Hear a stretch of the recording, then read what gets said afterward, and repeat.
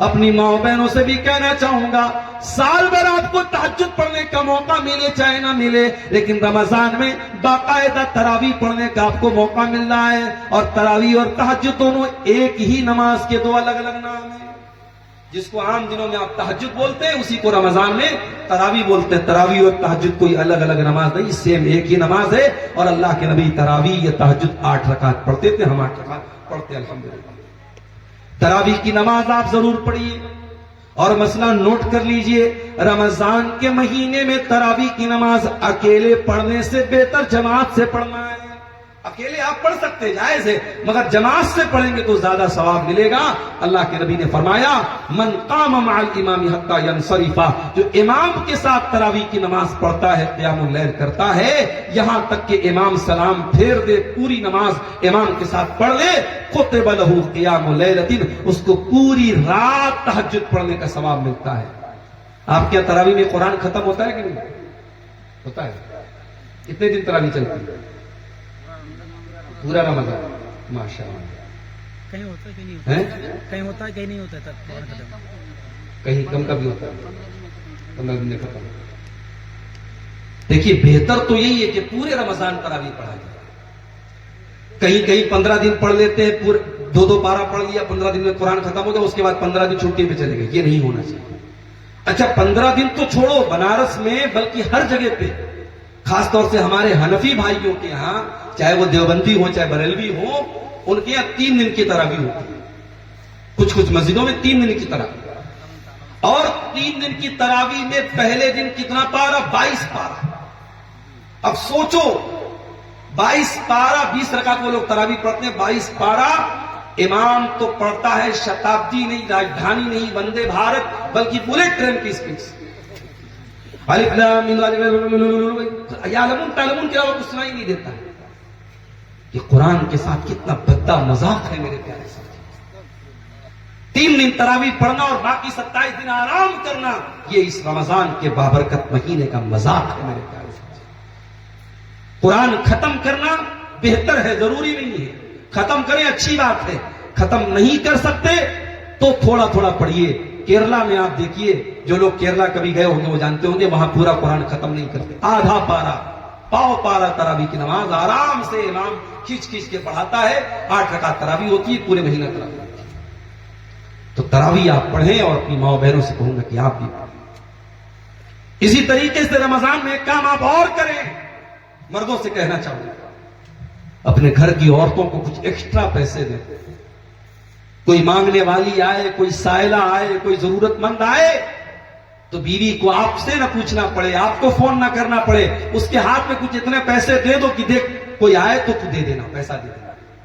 رمضان کا مہینہ، زکات بھی اپنے مال کی نکالو، صدقہ بھی کرو، خیرات بھی کرو۔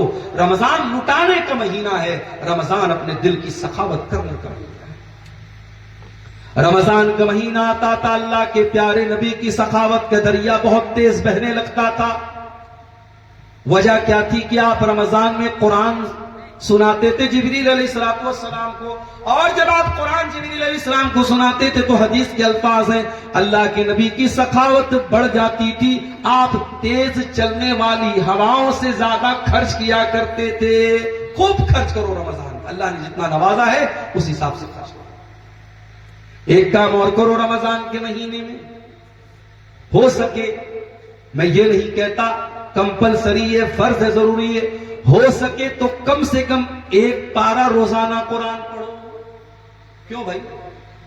1 پارہ پڑھ سکتے ہو کہ نہیں پڑھتے؟ ذرا ہاتھ اٹھا کے دکھاؤ تو کون کون پڑھ سکتا ہے 1 پارہ؟ 1 پارہ ڈیلی۔ اب آپ کہیں گے مولوی صاحب یہ تو بہت بھاری بات کر رہے ہیں، میں آپ کو بہت سمپل طریقہ بتا رہا ہوں 1 پارہ کیسے پڑھیں گے آپ۔ ہر نماز میں اذان ہوتے ہی، رمضان میں ایک معمول بنا لو کہ اذان ہوتے ہی مجھ کو مسجد میں جانا ہے، آرام سے نہیں جانا ہے، اذان ہوئی جلدی سے مسجد کی طرف چلو۔ ظہر کی اذان ہو رہی ہے، اللہ اکبر اللہ اکبر، آپ جلدی سے وضو کیجئے، مسجد میں پہنچیے، مسجد میں پہنچ کے 2 رکعت سنت پڑھ لیجئے، پھر وہیں پر بیٹھ کر کے آپ 2 صفحہ قرآن پڑھ لیجئے۔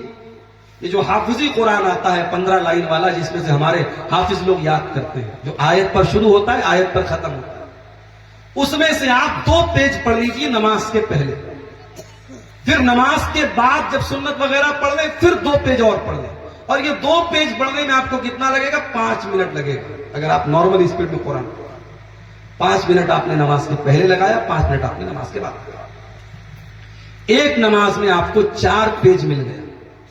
ایسے ہی آپ نے فجر میں کر لیا، ظہر میں کر لیا، عصر میں کر لیا، مغرب میں آپ افطار کے لیے بیٹھتے ہیں وہاں پہ 2 پیج پڑھ لیجئے، افطار کے بعد مغرب پڑھ کے آئیے وہاں پہ 2 پیج پڑھ لیجئے، عشاء میں آپ پہلے پڑھ لیجئے، تراویح پڑھ کے آئیے تب پڑھ لیجئے۔ 5 ٹائم میں آپ اس طریقے سے اگر 4 پیج ہر نماز میں پڑھ لیں گے، حافظی قرآن میں ایک پارے میں 20 پیج ہوتے ہیں، آرام سے بغیر کوئی ایکسٹرا ٹائم نکالے آپ ڈیلی ایک پارہ پڑھ لیں گے، رمضان میں ایک قرآن آپ کا پورا ختم ہو جائے گا۔ یہ بہت سمپل طریقہ آپ کو بتا رہا ہوں قرآن ختم کرنے کا۔ میرے پیارے ساتھیوں، رمضان قرآن کا مہینہ ہے، شہر رمضان الذی انزل فیہ القرآن۔ قرآن کا دوسرا پارہ سورہ بقرہ میں اللہ فرماتا ہے رمضان کے مہینے میں قرآن اتارا گیا ہے، یہ قرآن ہدی للناس، جو مانوتا کے لیے، انسانیت کے لیے ہدایت بن کر کے آیا ہے۔ قرآن دوسروں کو ہدایت دے رہا ہے۔ کتنے غیر مسلم اس کو پڑھ کے اسلام لے آئے، تیرے گھر میں قرآن پڑھا ہے تو کبھی اس کو کھولنے کی ضرورت بھی محسوس نہیں کرتا۔ اے مسلمان تو کتنا بد نصیب ہے، واٹس ایپ کا میسج تو ہر منٹ پہ کھولتا ہے، فیس بک کے لائک کو ہر منٹ پہ چیک کرتا ہے، انسٹاگرام کی پوسٹوں کو ہر منٹ تو چیک کرتا ہے، اور اللہ کا میسج تیرے گھر میں پڑا ہے، دھول کھا رہا ہے، گرد و غبار کھا رہا ہے، اور تو قرآن کھول کے پڑھنے کی ضرورت محسوس نہیں کرتا۔ قرآن پڑھا کرو ہمارے ساتھی، اور یاد رکھو قبر میں آپ کا بیٹا آپ کے کام نہیں آئے گا، آپ کا بیٹا بھی آپ کو دفنائے گا، کفنائے گا، جنازے کی نماز پڑھے گا، قبر میں لے جا کے اتارے گا، پھر مٹی دے کے اپنے گھر چلا جائے گا۔ قبر کے اندر آپ کا بیٹا آپ کے ساتھ نہیں جائے گا، لیکن قبر میں قرآن آپ کا ساتھ دے گا۔ قبر میں ہم اور آپ جب جائیں گے، فرشتہ پوچھے گا من رب کا، تیرا رب کون ہے؟ من نبیوں کا، تیرے نبی کون ہے؟ ما دینوں کا، تیرا دین کیا ہے؟ سائنس کی کتابیں ان تینوں سوالوں کا جواب نہیں دے پائیں گی، میتھمیٹکس کی کتابیں، ہسٹری کی کتابیں، جیوگرافی کی کتابیں، جنرل نالج کی کتابوں میں ان تینوں سوالوں کا جواب نہیں ملے گا۔